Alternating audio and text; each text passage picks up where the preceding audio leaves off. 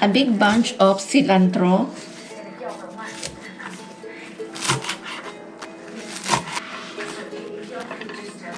one big yellow onion,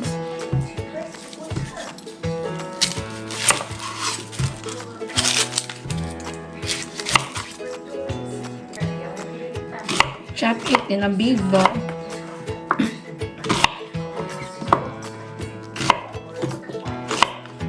Just like that.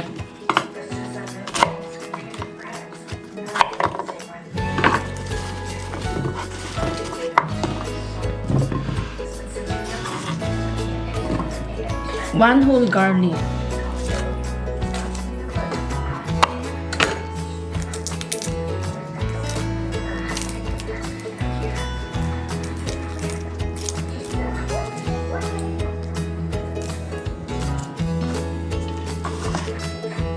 Our garlic.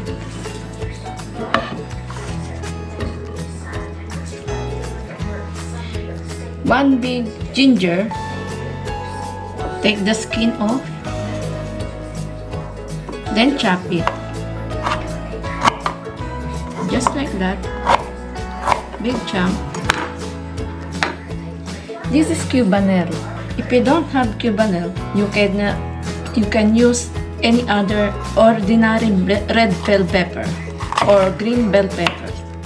Then chop it like this. Cubanelle pepper is a Italian pepper. It's a sweet kind of bell pepper. Then set aside. You can use this.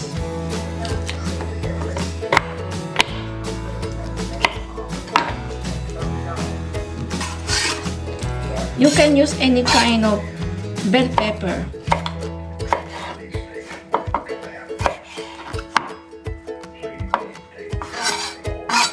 This one.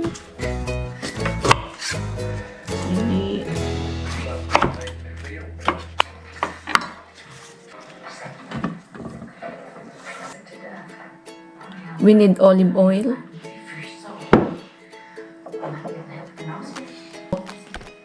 In every batch of our ingredients, we put it in the food processor.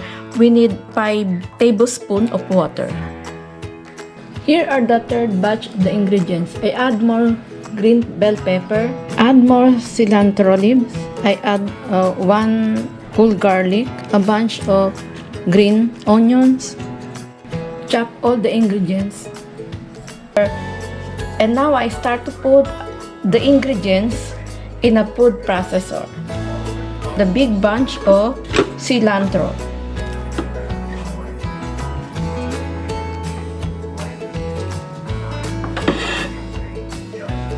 onions,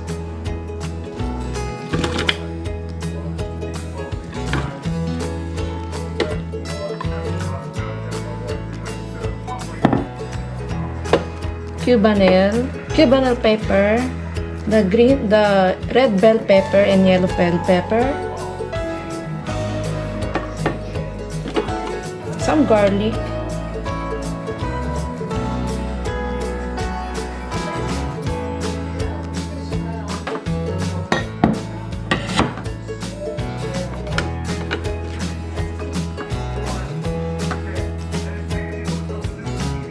four tablespoons or 3 tablespoons of water,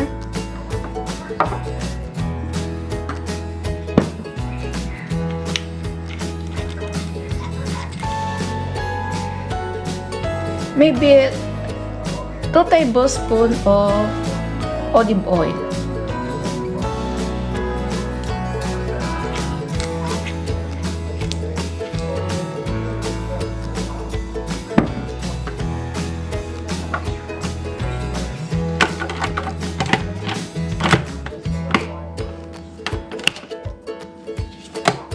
We cannot put all the ingredients in one batch. We need another batch of the ingredients.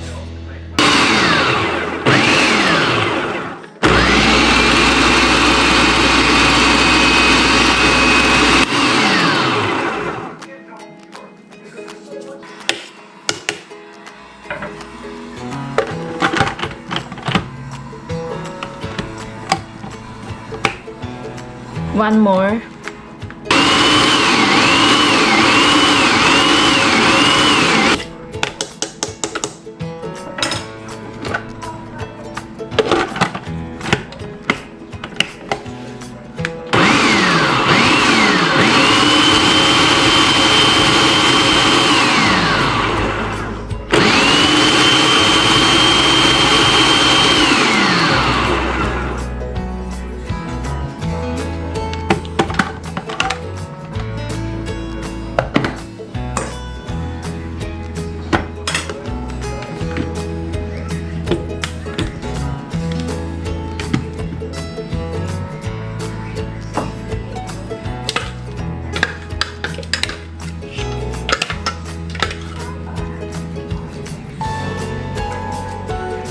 Now we start the second batch.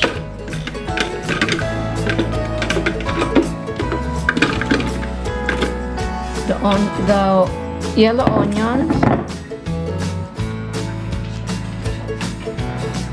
The ginger is a little harder. We need to chop it.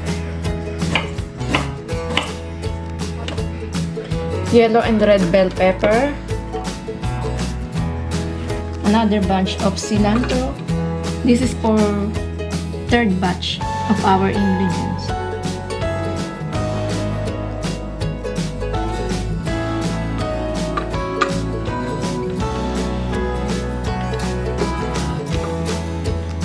It is more green.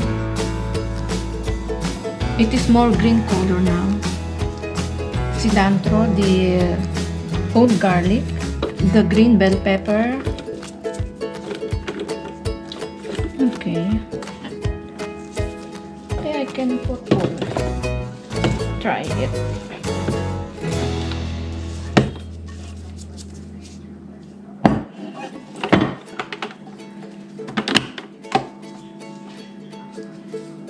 Then pause to chop.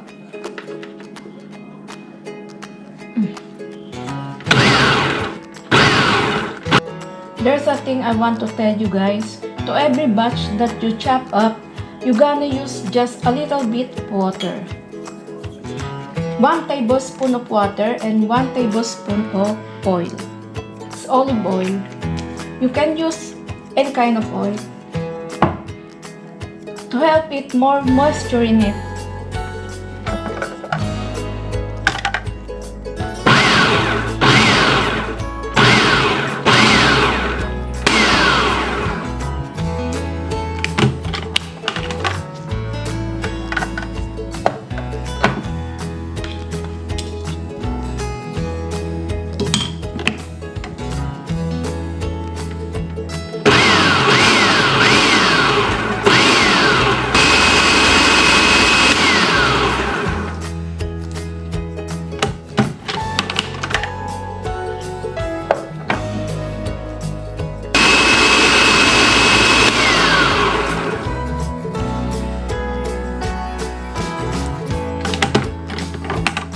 Don't blend it up too much to reach out the consistency of the ingredients.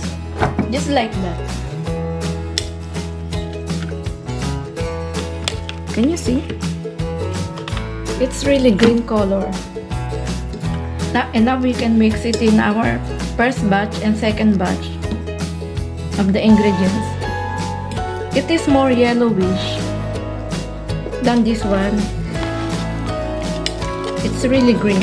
Now we can mix it.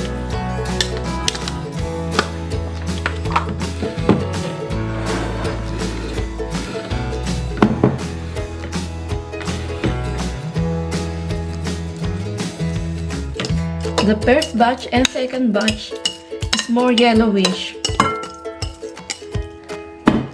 And this is really green. So we can mix it like this.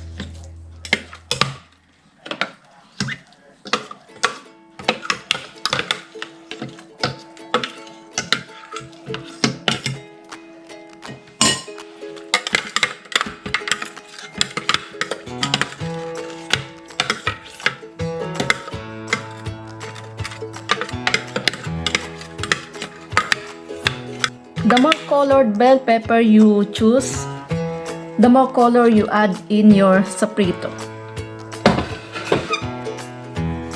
The color of your sofrito depends on your choice color ingredients.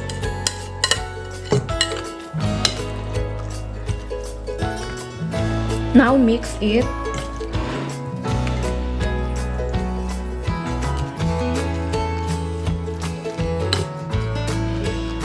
You can smell the aroma of these ingredients. Just be sure it mixes well.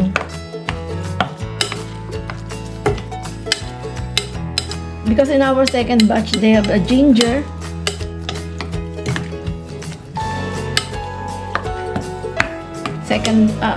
first batch and second batch, we put some ginger, and the third batch, we don't have a ginger. If we mix it well, it combines all the ingredients, just like that. Try it so you will know the taste and the aroma that I smell today. It is really good, and it's not only delicious, it's healthy for your body. Perhaps you are wondering why I made so many ingredients in my recipe. The reason are because I need more stock of sofrito to add it anytime to my cook. Like when I cook spaghetti and the yellow rice and some of my menu.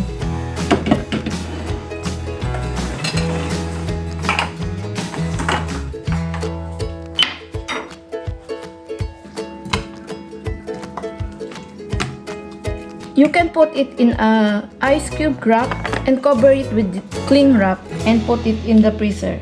You can put in an ice cube wrap like this. Just mix it, then put it like this.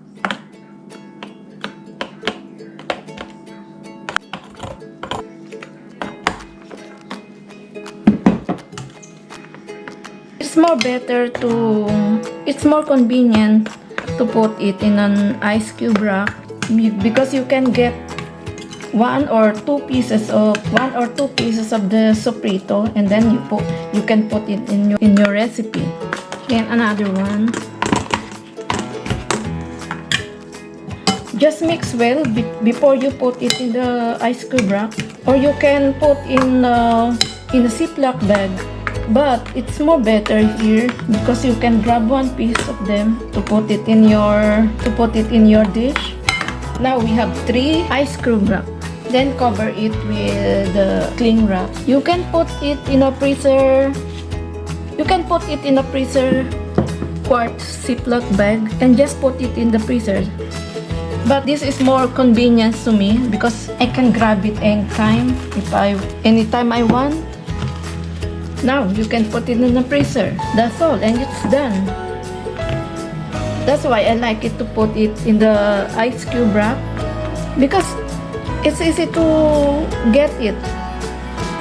Get the 2 or more piece and add it to your recipe. It adds more taste and aroma in your dish. Thank you for watching, and don't forget to subscribe and hit the notification bell to notify you on my next video. Share it to your friends also. Thank you.